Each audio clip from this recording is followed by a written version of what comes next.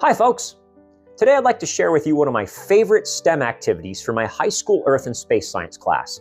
It's an optimization problem in which students will design ultra-lightweight models to mimic the concept of a solar sail. Solar sails may offer us our best chance at reaching a distant star system with technology that will soon become available. In this activity, students will use common materials and a 3D printed block to build a functional model of a solar sail.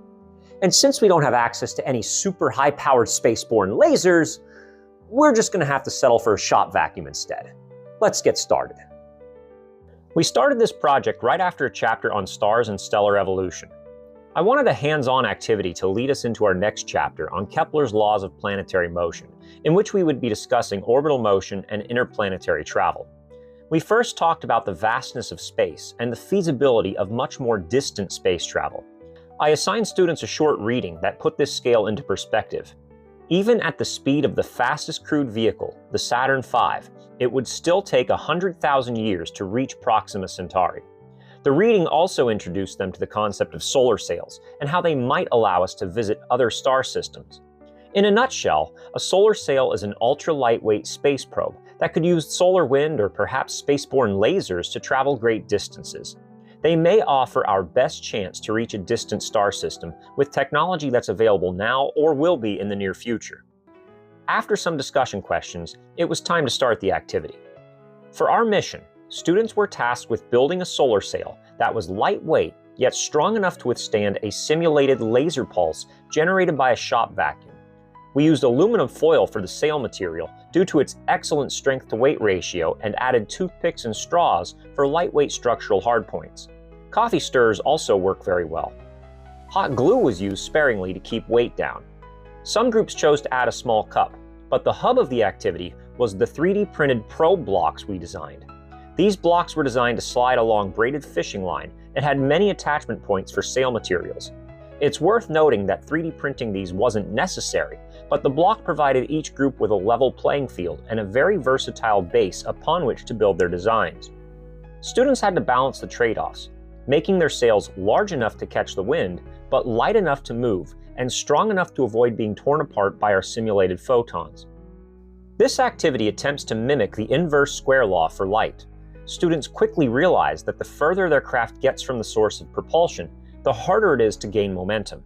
For a light source, doubling the distance reduces the light intensity, and by extension its ability to push the craft forward, by a factor of 4. Once in motion, a real solar sail would stay in motion, since space is essentially a vacuum. Our models have to deal with air resistance, and let's just say fluid dynamics is a little more complicated and doesn't exactly follow the inverse square law like it does for light. But since we obviously can't simulate the vacuum of space in a classroom, it still gets the point across. It's also worth mentioning that a real solar sail would have to contend with gravity from the sun and other objects trying to reel it back in. Through trial and error, students gained insight into the engineering challenges of solar sails. Minor adjustments made a big difference. As with any space vehicle, there are extreme engineering challenges that must be overcome. But one day, one of my students might help make spacecraft like these become a reality. In the end, the difficulty of this challenge was quite apparent.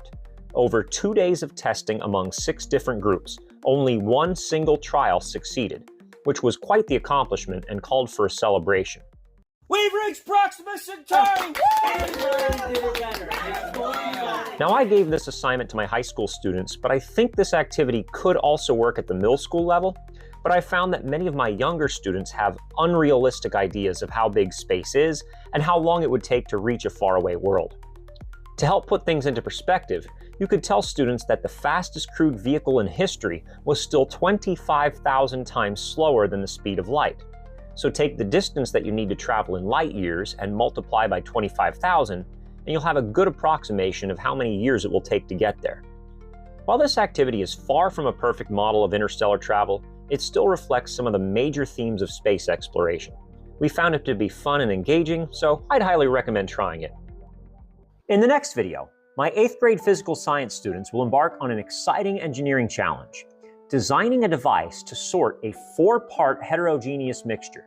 But the most challenging part is that the entire thing must be confined within a cereal box. Hope you enjoyed the ride, and don't forget to like and subscribe.